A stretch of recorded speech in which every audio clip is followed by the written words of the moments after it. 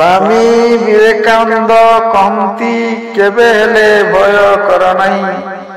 ଯମ ମୁହଁକୁ ଗଲେ ଯଦି ସତ୍ୟ ଲାଭ ହୁଏ ତେବେ ତୁମେ ନିର୍ଭୟରେ ଯମ ପାଖକୁ ଯାଅ। ଏକାବେଳେ ଗୃହତ୍ୟାଗ ନ କରି ବାହାରି ଯିବା ଦରକାର ନାହିଁ। ଯେତେବେଳେ ଅବସର ପାଇବ କୌଣସି ନିର୍ଜନ ସ୍ଥାନକୁ ଯାଇ ଦିନେ ବା 2 ଦିନ ରହିବ। ଏପରି ସଂସାରୀ ସହିତ କୌଣସି ସମ୍ପର୍କ ନଥାଏ। ଯେପରି କୌଣସି ବିଷୟକୁ ଲୋକମାନଙ୍କର ସହିତ ସାଂସାରିକ ବିଷୟରେ ଆଳାପ କରିବାକୁ ନ ହୁଏ। ତର୍ଜନ୍ୟ ବାସ ନିର୍ଜନରେ ବାସ କିମ୍ବା ସାଧୁ ସଙ୍ଗ ସଂସାରୀ ଲୋକର ଉପାୟ। ଏହି କଥାଟି ରାମକୃଷ୍ଣ ପରମହଂସ ଦେବ କହିଥିଲେ। ଶ୍ରୀ ରାମକୃଷ୍ଣ ପରମହଂସ ମଧ୍ୟ କହିଛନ୍ତି କର୍ମଯୋଗ ବଡ଼ କଠିନ। ସେଥିପାଇଁ ପ୍ରାର୍ଥନା କରିବାକୁ ହୁଏ, ହେ ଈଶ୍ୱର ମୋର କର୍ମ କମାଇ ଦିଅ। ଆଉ ଯେଉଁ କର୍ମଟି କରି ରଖିଛି ତାହା ଯେପରି ତୁମ କୃପାରୁ ଅନାସକ୍ତ ହୋଇ ନ କରିପାରେ, ଆଉ ଯେପରି ଅଧିକ କର୍ମରେ ଜଡ଼ିତ ହେବାକୁ ଇଚ୍ଛା ମଧ୍ୟ ନ ହୁଏ। ଏ କଥା ରାମକୃଷ୍ଣ ପରମହଂସ ଦେବ କହିଛନ୍ତି। ଧର୍ମପଦ କହିଥିଲେ, ସେ ଲୋକ ମୋତେ ଗାଳି କଲା, ମୋତେ ଆଘାତ କଲା, ମୋତେ ଜୟ କଲା, ମୋର ଅପମାନ କଲା। ଯେଉଁମାନଙ୍କର ଏହି ଭାବକୁ ବାନ୍ଧି ରଖନ୍ତି ସେମାନଙ୍କର ଶତ୍ରୁତା ହୁଏ ନାହିଁ। ଏହା ଥିଲା ଧର୍ମପଦଙ୍କର ବାଣୀ। କୁତ୍ସିତ ଓ ପାପ ମଧ୍ୟରେ ସୌନ୍ଦର୍ଯ୍ୟ ଓ ଉତ୍ତମର ପ୍ରଭୁଙ୍କୁ ଅନୁଭବ କରିବା ଓ ପ୍ରେମ କରିବା, ତଥାପି ପୂର୍ଣ୍ଣ ପ୍ରେମ ଓ ସହିତ ଏହାକୁ କାହାର କୁତ୍ସିତ ଓ ପାପରୁ ଆରୋଗ୍ୟ କରିବାକୁ ବ୍ୟାକୁଳ ହେବା ହେଉଛି ପ୍ରକୃତ ସଦ୍ଗୁଣ ଓ ନୈତିକତା। ଅରବିନ୍ଦ ଶ୍ରୀ ଅରବିନ୍ଦଙ୍କ ଏହା ବାଣୀ। ପୁଣି ସ୍ୱାମୀ ବିବେକାନନ୍ଦ କହୁଛନ୍ତି, ଆସନ୍ତୁ ଆମ୍ଭେ ମାନେ ଯେପରି ପ୍ରାର୍ଥନା କରୁଛେ ସେହିପରି କାର୍ଯ୍ୟ କରିବା। କାରଣ ବାସ୍ତବିକ କାର୍ଯ୍ୟ ହେଉଛି ଭଗବାନଙ୍କୁ ଶରୀରର ସର୍ବୋଚ୍ଚତମ ପ୍ରାର୍ଥନା। ଏ ଶ୍ରୀମାଙ୍କ ଭାଷା। ପୁଣି ସ୍ୱାମୀ ଯୋଗାନନ୍ଦ କହୁଛନ୍ତି, ଅବୁଝାମଣା ଦୁନିଆର ସମସ୍ତ ତମକୁ ଭୁଲ ବୁଝି ପାରନ୍ତି, ମାତ୍ର ଭଗବାନ ଯେ ଭାବଗ୍ରାହୀ ସେ ତୁମର ହୃଦୟର କଥା ଠିକ ଭାବରେ ବୁଝୁଛନ୍ତି। ସ୍ୱାମୀ ଯୋଗାନନ୍ଦଙ୍କର ବାଣୀ ଥିଲା। ପୁଣି ସ୍ୱାମୀ ଯୋଗାନନ୍ଦ କହୁଛନ୍ତି, କାମନା ମନୁଷ୍ୟର ଚିରଶତ୍ରୁ। ତମେ କେବେ ହେଲେ ତାଙ୍କୁ ସନ୍ତୁଷ୍ଟ କରିପାରିବ ନାହିଁ। କେବଳ ଗୋଟିଏ କାମନା ପୋଷଣ କର, ଭାଗବତ ପ୍ରାପ୍ତି ତମର ଏକମାତ୍ର କାମ ହେଉ। ସେହି ଭାଗବତ ପ୍ରାପ୍ତି ଯଦି ହୁଏ ତୁମର, ତେବେ ଇନ୍ଦ୍ରିୟ ଜାତ କାମନା ପୂରଣ ତୁମର ତୃପ୍ତି ଆସିବ ନାହିଁ। କାରଣ ତମେ ତ ଇନ୍ଦ୍ରିୟ ନୁହଁ, ସେମାନେ ତୁମର ଦାସ। ତମେ କେବଳ ସର୍ବବ୍ୟାପୀ ଆତ୍ମା ଅଟ। ଏହା ଥିଲା ସ୍ୱାମୀ ଯୋଗାନନ୍ଦଙ୍କର। ରାମକୃଷ୍ଣ କହୁଛନ୍ତି, ରୂପ ଈଶ୍ୱରୀୟ ରୂପ ବିଶ୍ୱାସ କର ନାହିଁ। ରୂପ ଅଛି ଏକଥା ବିଶ୍ୱାସ କର। ତାପରେ ଯେଉଁ ରୂପ ତୁମକୁ ଭଲ ଲାଗିବ ସେହି ରୂପ ଧ୍ୟାନ କର। ଈଶ୍ୱରଙ୍କର ରୂପକୁ ମାନିବାକୁ ପଡ଼େ। ଶ୍ରୀରାମକୃଷ୍ଣ ପରମହଂସ ଦେବଙ୍କ ବାଣୀରେ ଏହା ଥିଲା। ତେଣୁ ଆସନ୍ତୁ ଭକ୍ତ ସମାଜ ମନ୍ତ୍ର ମଧ୍ୟ ଦେଇ ଶକ୍ତି ଯାଇ ଗୁରୁର ଶକ୍ତି ଶିଷ୍ୟ ଠାରୁ ଏବଂ ଶିଷ୍ୟର ଗୁରୁ ଠାରୁ ଥାଏ। ଗୁରୁ ହେବା ଏତେ ସହଜ ନୁହେଁ। ଶିଷ୍ୟର ପାପ ନେବାକୁ ହୁଏ। ଶିଷ୍ୟ ପାପ କଲେ ତାହା ମଧ୍ୟ ଗୁରୁଙ୍କୁ ଲାଗେ। ଉତ୍ତମ ଶିଷ୍ୟ ହେଲେ ଗୁରୁଙ୍କର ମଧ୍ୟ ଉପକାର ହୁଏ। ମୂଲିନାଶ କହନ୍ତି, ହେ ଜୀବ, ଯଦି ତୁ ଭଗବାନଙ୍କର ଇଚ୍ଛା ଅନୁସାରେ ଚାଲିବାକୁ ଚାହୁଁ ତେବେ ତାଙ୍କର ଶରଣ ବିନା ଅନ୍ୟ କୌଣସି ଉପାୟ ନାହିଁ। ଯେଉଁ ମନୁଷ୍ୟ ନିଜ ଇଚ୍ଛା ଅନୁସାରେ ନିଜକୁ ଚଳାଇବାକୁ ଚାହେଁ ସେ ସ୍ୱୟଂ ନିଜକୁ ଠକାଇ ଦିଏ। ଏହା ଥିଲା ମୂଳଶଙ୍କର ବାଣୀ। ତାପରେ ଆସନ୍ତୁ ଜୟ ଦୟା ଗୋଏଙ୍କ ଭାଷାରେ ଭଗବାନଙ୍କର ଭଜନ ଗୁପ୍ତ ଭାବେ କରିବା ଉଚିତ, ନଚେତ୍ କର୍ପୂର ପରି ଚିତ୍ତର ଏକାଗ୍ରତା ଉଡ଼ିଯିବ।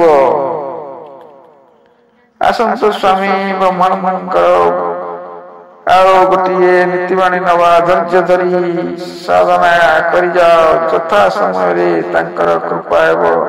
କୌଣସି ଉଚ୍ଚ ପଦସ୍ଥ ଧନୀ ବ୍ୟକ୍ତି ନିକଟକୁ ଯିବାକୁ ହେଲେ ଯେପରି ଦରବାନ ସିପାହୀ ଇତ୍ୟାଦିକୁ ଖୁସାମତ କରିବାକୁ ପଡେ, ସେହିପରି ଈଶ୍ୱର ସାକ୍ଷାତକାର କରିବାକୁ ଇଚ୍ଛା କଲେ ସାଧନ ଭଜନ ଏବଂ ସତ୍ସଙ୍ଗ କରିବା ଦରକାର।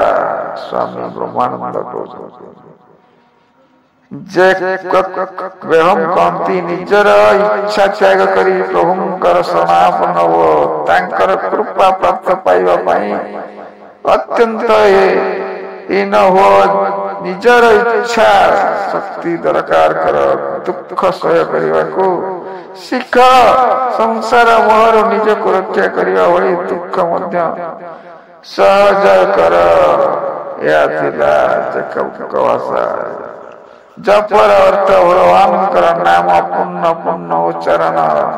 ଏହି ଜପ କରୁ କରୁ ସାଧକ କ୍ରମେ କ୍ରମେ ଏହି ଅନନ୍ତ ଉପରେ ଉପନୀତ ହୁଅନ୍ତି। ସ୍ୱାମୀ ବିବେକାନନ୍ଦ ଏହି କଥା କହନ୍ତି। ସ୍ୱାମୀ ଶିବାନନ୍ଦ କହନ୍ତି ସନ୍ଧ୍ୟା ଗାୟତ୍ରୀ ଏ ସମସ୍ତ ବୈଦିକ ଉପାସନା, ଏ ସମସ୍ତ କରିବା ଭଲ। କୌଣସି ପ୍ରକାର ଯଦି ଅସୁବିଧା ଥାଏ ତେବେ ସନ୍ଧ୍ୟା ନ କରିପାର, ତୁମେ ଗାୟତ୍ରୀ ଜପ ଆବଶ୍ୟକ କର। ଗାୟତ୍ରୀ ଅତି ଉଚ୍ଚାରଣ ଉଚ୍ଚାଙ୍ଗର ଉପାସନା। ସ୍ୱାମୀ ଶିବାନନ୍ଦଙ୍କ ଭାଷାରେ ଏହା ଅଟେ। ରବିଦାସଙ୍କ ଭାଷାରେ ଯାହାର ଚିତ୍ତରେ କେବେ କ୍ରୋଧ ଉତ୍ପନ୍ନ ହୁଏ ନାହିଁ, ଯାହାର ହୃଦୟରେ ପରମେଶ୍ୱର ବସନ୍ତି, ସେହି ଭକ୍ତ ଈଶ୍ୱର ତୁଲ୍ୟ। ଯେଉଁ ହୃଦୟ କୋମଳହୀନ ତଥା ପ୍ରଭୁଙ୍କର ଚିର ହରେ ବ୍ୟାକୁଳ, ସେଥିରେ ପ୍ରଭୁଙ୍କର ନିବାସ। ଯୀଶୁଖ୍ରୀଷ୍ଟଙ୍କର ଭାଷାରେ ଆସିଲା। ତେଣୁ ଭକ୍ତ ସମାଜ କର୍ମ ଯୁଗର ସାଧନା 15ଟି ଉପାୟ ଆପଣଙ୍କୁ କହୁଛି। ପିତା ମାତା ମହାତ୍ମା ଗୁରୁଜନ ଓ ରୁଗ୍ଣ ବ୍ୟକ୍ତି ମାନଙ୍କର ଲୁଗାପଟା ସଫା କର।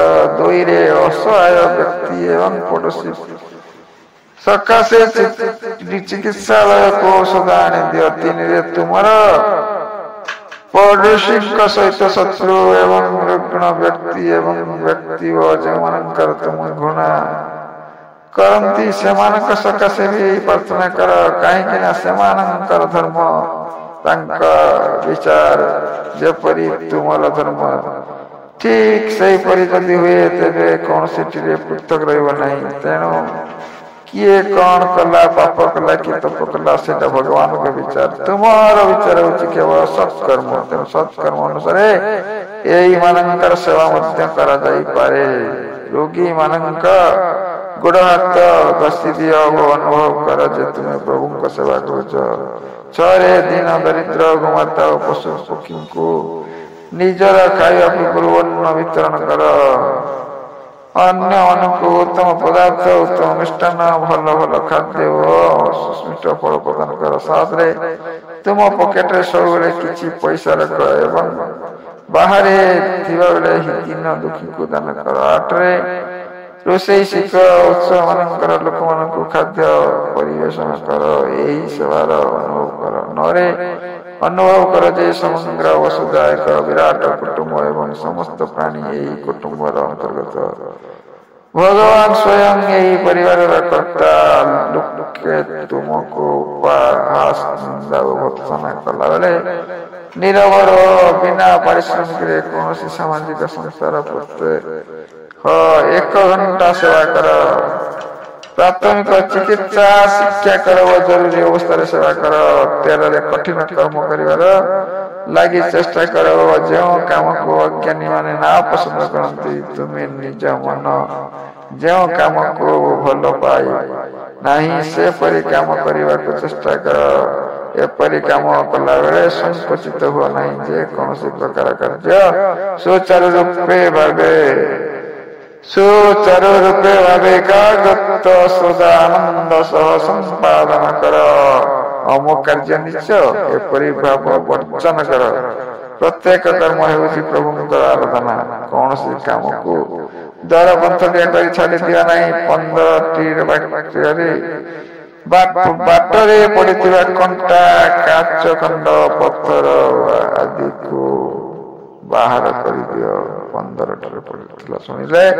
ତେଣୁ ସ୍ୱାମୀ ଶିବାନନ୍ଦ କହନ୍ତି, ଏହି ସମସ୍ତ ସାଧନା ତୁମର ହୃଦୟକୁ ବିସ୍ତୃତ ଓ ପବିତ୍ର କରିବ, ମନୋବଳକୁ ଦୃଢ଼ କରିବ ଏବଂ ବ୍ରହ୍ମ ଜ୍ଞାନ ପ୍ରାପ୍ତି ସକାଶେ ମନକୁ ପ୍ରସ୍ତୁତ କରିବ।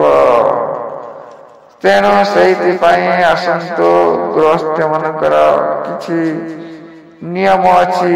ଦିନଚର୍ଯ୍ୟା, ଆସନ, ପ୍ରାଣାୟାମ, ପ୍ରାତଃକାଳ 4ଟାରୁ 4:30, ତ୍ରାଟକ ଜପ ଧ୍ୟାନ, ପ୍ରାତଃକାଳ 4:30ରୁ 6ଟା, ବ୍ୟାୟାମ ଓ ଲଘୁ ଭୋଜନ ପ୍ରାତଃକାଳ 6ଟାରୁ 7ଟା 6:45, ଲିଖିତ ଜପ ଦୀପା 6:45ରୁ 7, ଗୀତା ପାଠ ଦିବା 7ରୁ 7:25, ଧର୍ମଗ୍ରନ୍ଥ ପାଠ ପ୍ରାତଃକାଳ 7:15ରୁ 8, ନିଷ୍କାମ କର୍ମ ଓ ଗୃହ କର୍ମ ପ୍ରାତଃକାଳ 8:20ରୁ 9, ସ୍ଥାନ ଓ ଭୋଜନ ଦିବା 9ରୁ 10, କାର୍ଯ୍ୟାଳୟ ସମସ୍ତ କାର୍ଯ୍ୟ ଦିବା 10ରୁ 5, ସନ୍ଧ୍ୟା ଭ୍ରମଣ ନିଷ୍କାମ କର୍ମ ସନ୍ଧ୍ୟା 5ରୁ 6:30, ଜପ ଓ ଧ୍ୟାନ ଦିବା 6:30ରୁ 7:45,